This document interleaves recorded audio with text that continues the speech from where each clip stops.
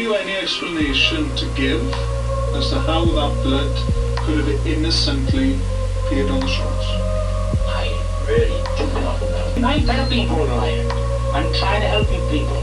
Judge me after the trial, not before. Judge me after the trial.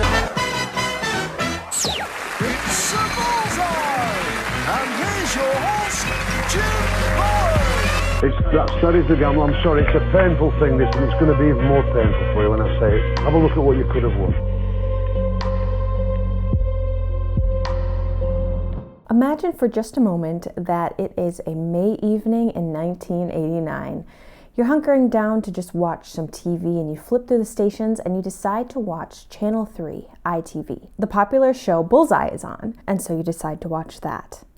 If you don't know, Bullseye was a pretty popular British TV show that ran from about 1985 to 1995, and it featured 3 different pairs of amateur dart players, and they would both play darts and answer trivia questions in return for cash and prizes. On this particular night that you happen to flip to Bullseye, it's May 28th, and there's a contestant this night, and his name is John William Cooper. Now, nothing really stands out about this guy. He's got kind of like that classic 80s mustache, salt and peppery, curly mullet-like hair, and he's got a bit of a dad bod, but he seems pretty easygoing. And he casually talks to the host about one of his favorite hobbies, scuba diving, which he lives right on the coast of Wales, so this is something that he does quite often. And although John Cooper isn't the champion of this episode of Bullseye, he's playing and winning a much bigger game in his mind. Hi, it's Sydney. Welcome back to my channel. If you're new here, this is a place where we talk about true crime, spooky, scary stories, dark history, anything I got going on in my brain. And I need to get into this case because I have been obsessed with learning about everything John Cooper related. Okay, so I'm very excited to get into it. Before we do though, I do just want to say for this, I almost said episode, video in particular, we are going to be talking a lot about, obviously, crimes, brutal, but also we're going to be talking a little bit about sexual abuse, sexual assault. So if that is at all triggering to you, I just want to let you know right now. Oh, one more thing that I will just mention. I have like this weird thing going on with my throat right now. It like hurts, but I'm not sick. So if my voice sounds a little funky, I'm going to try to like power through, but just so y'all know, it might get a little dicey towards the end, but please bear with me. Let's get into it. So we don't know a whole lot about John Cooper's childhood. We do know that when he was 15, he dropped out of school, and then at that point, he kind of just started working little odd jobs here and there. Then between about the ages of 17 and 21, he was just doing all the crimes. Everything from like assaulting a police officer, possession of a deadly weapon, auto theft, drunken disorderly conduct, as well as just like general assault. So from a very early age, John Cooper was kind of just like causing a ruckus. In 1966, John got married to his wife Patricia, and they later had 2 children together, a boy and a girl. But unfortunately, as you can maybe guess, John was very physically and mentally abusive to everyone in the family. It was said at one point when they lived on a small farm that he actually slaughtered a pig with a hammer in front of the children. And then at another time they had like little baby chicks on the farm, and he shot all of them with a shotgun in front of the children. So from the start here, we can just see that John is extremely aggressive.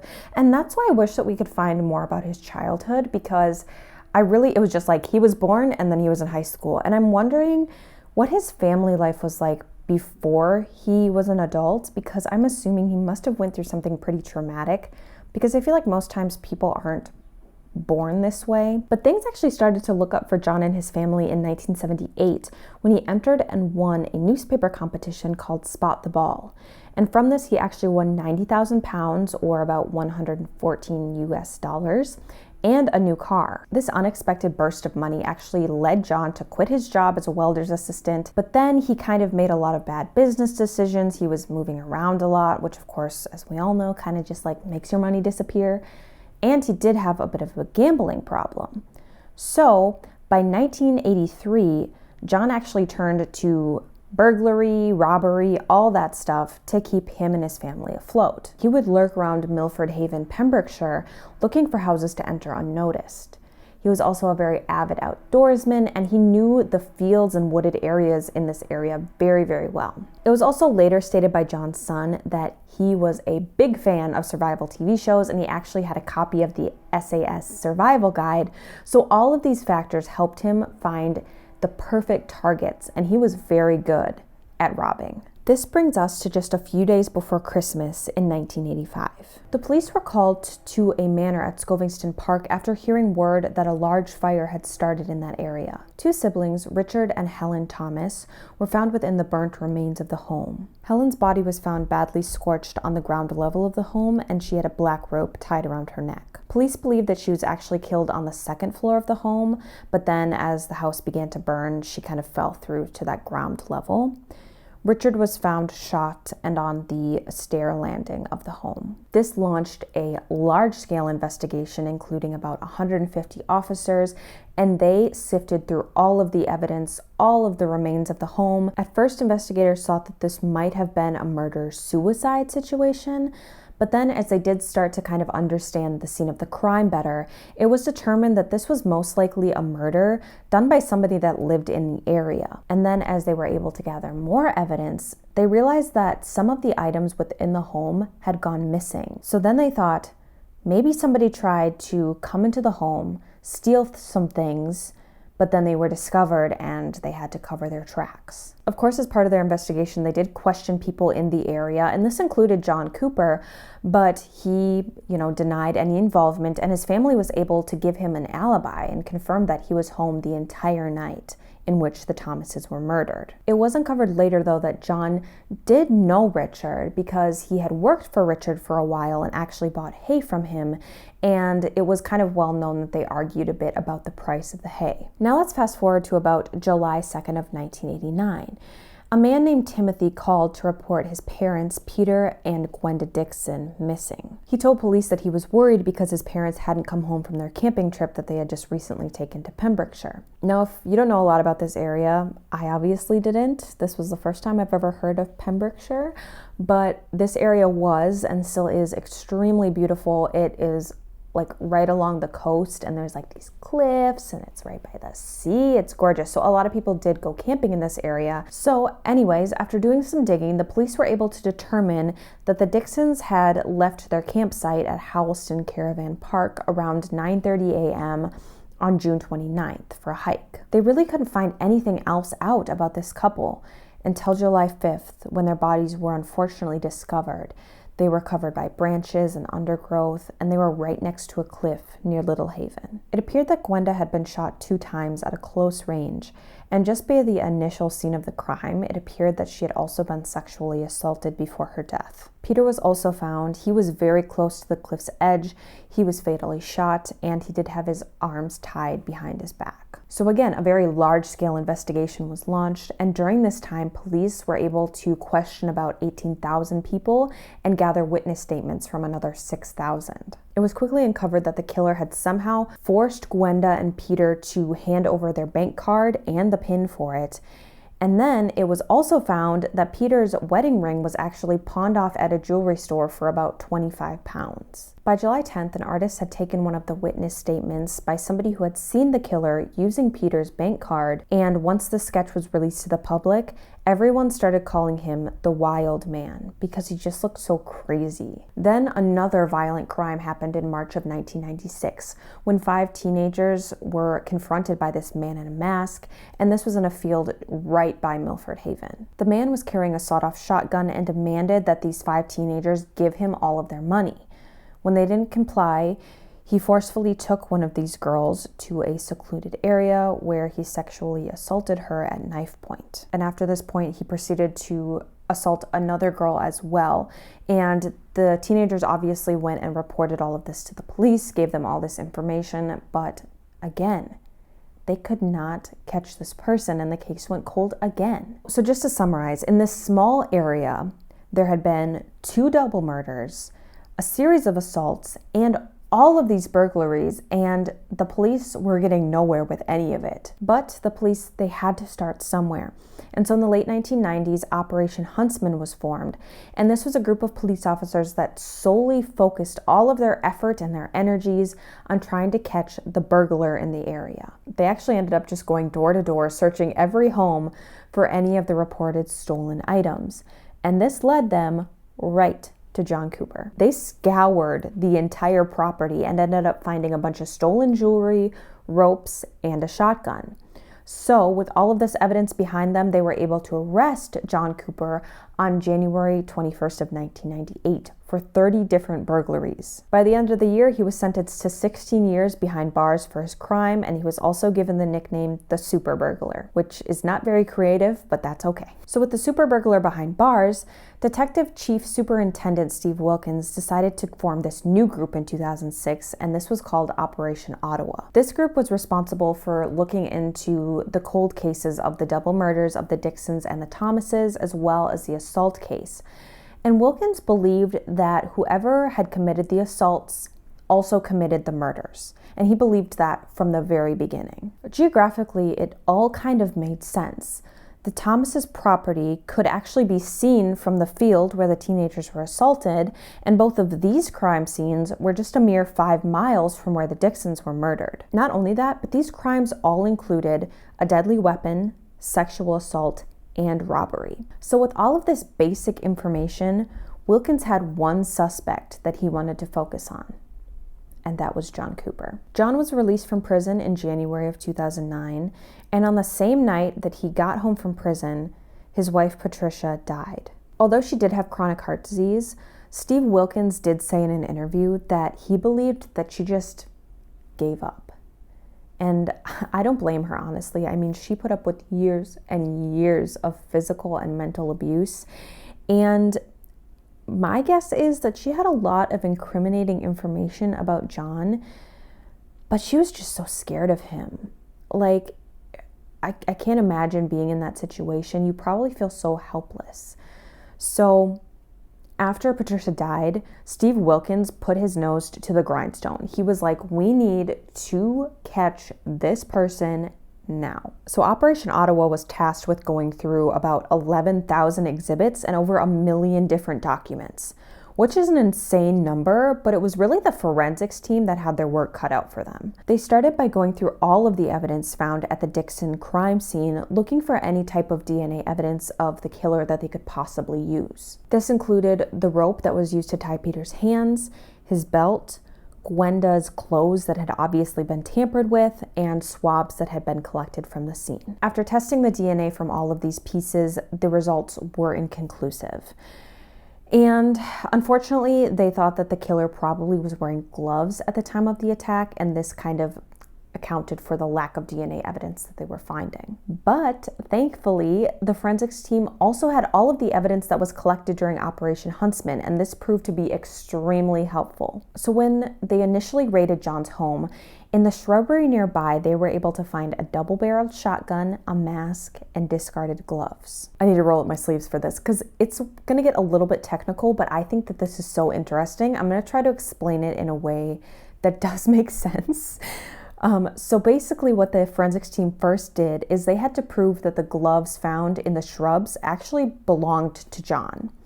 So what the team did is they took fibers from the gloves, and they were able to match up the fibers and the things found within the fibers to items within John's workshop. So they were like, okay, the gloves do belong to John. The forensics team was then able to find the fibers from John's gloves on the branches used to cover up Peter's body and on Peter's belt. Not only that, but these same fibers that belonged to John were also found on the clothing of the girls that had been assaulted in that field. And since we're talking fibers, there's not a really good place to put this in this story, but the forensics team also used one of Richard Thomas's socks that had been taken into evidence and matched those fibers up to fibers that were found within John's shorts that were taken into evidence. So now we have connections to the Dixon murder, the Thomas murder, and the assaults. But that's not where this ends. The forensics team also had access to one of John's sawed-off shotguns. They knew it belonged to John, but as they were examining it, they realized that it had this coat of paint on it that was flaking off, and somebody realized that there was like a stain on this gun. And when they took a sample of the stain, they realized that this blood was Peter Dixon's blood. So that was like a huge thing in this case. Like, the evidence was just mounting against John. But it was a pair of shorts recovered from John's house that happened to be the nail in the coffin for this guy, okay? There was a tiny flake of blood belonging to Peter that was found on these shorts. But that's not where it ends, because the forensics team looked in the seams of these shorts, through all the seams, and they found DNA that belonged to Peter Dixon's daughter in these shorts. Investigators called this the golden nugget piece of evidence, because there's no way in hell that Peter Dixon and his daughter's DNA would be on John's pair of shorts. They didn't know each other. This wasn't like, oh, hey, you want to borrow a pair of my shorts? No, like, this was found within John's house. These were the Dixons, and this was the piece of evidence that was going to put John behind bars. And as it turns out, these were actually Gwenda's shorts that John took from the crime scene, and he's seen wearing these shorts as he's moseying down to the ATM to take money out of Peter's bank card. Now, the last thing that investigators felt like they needed before they could take this thing to trial was they needed an image of John, something that matched up to the police sketch and to the surveillance images. They needed something that would match these two people up. And this is where we come full circle with the show Bullseye. Investigators knew that at some point in Peter's life he had been on the show. They didn't really know when, but they just wanted to find the footage to see if it could help them in any way. So an archivist that had all of the episodes of the show was tasked with going through each episode and looking for any talk of a guy from Pembrokeshire. He was just kind of shooting in the dark. Like, the investigators, they were like, if you can find anybody from Pembrokeshire, please just let us know, because we're looking for this guy. And he found it. He found the episode. And then when the archivist gave it over to the police realized that this episode had been filmed 3 weeks before the Dixon murders. This was perfect. Not only that, but they were able to go frame by frame and find the perfect image that matched up almost exactly to the artist's sketch. Like, I'm gonna show it on screen right now. It is scary good. Like, I've never seen a real person match up like this before. It's crazy. So we're gonna scooch back a little bit to when Operation Ottawa was in full swing. Investigators were working really hard on this case. John was actually taken into questioning for all of the murders and assaults. The questioning went on for a period of about 4 days, and investigators focused heavily on talking about Peter's shorts. At one point, they ended up asking John, like, are these your shorts? And John was like, they definitely look exactly like a pair of shorts I have. And this was pretty much what they needed from John. They had all the evidence, they had the DNA to back it up, but they just wanted to have video evidence of John saying, yeah, no, those are my shorts. Because now they're catching him in a lie. Those are not his shorts. Peter's DNA is on that shit. Like, it's just, I love cases like this where everything just kind of comes together. The investigators don't really do anything stupid. They just got it on lockdown. And this is one case that just is like, it like itches a scratch I have in my brain. So with all of this evidence behind them, investigators were finally able to arrest and charge John with both of the double murders and with the assaults. And this was on May 13th of 2009. The trial, which started on March 21st of 2011, ended up lasting about 8 weeks, and the jury did find John guilty on all counts. He's currently serving 4 life sentences, so he won't be getting out anytime soon. However, he did try to appeal his conviction in 2012. It was denied.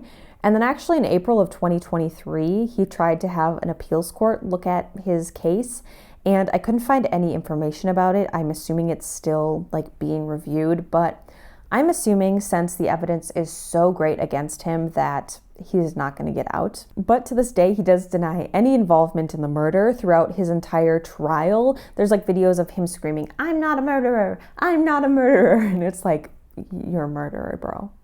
You're a murderer, you're a bad person. I don't know what to tell you, man. But yeah, that is the crazy case of John William Cooper, the fucking game show killer. And I don't know if it's just because I'm a clueless American, but I had no idea that this case existed. And when I found it, I was like, holy fuck. But yeah, it's been hot as fuck. I hope you guys are staying cool out there.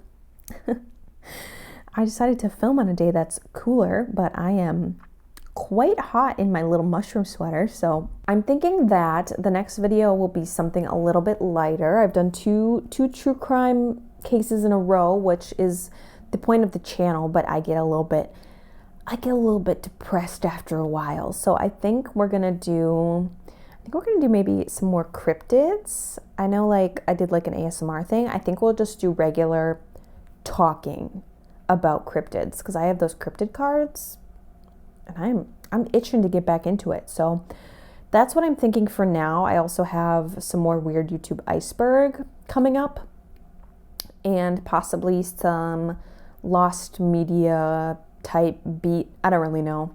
Kind of just thinking out loud. But anyway, I hope that you guys enjoyed the video. Feel free to like and subscribe if you did. Leave me a little comment, discuss. But yeah, I appreciate each and every one of you.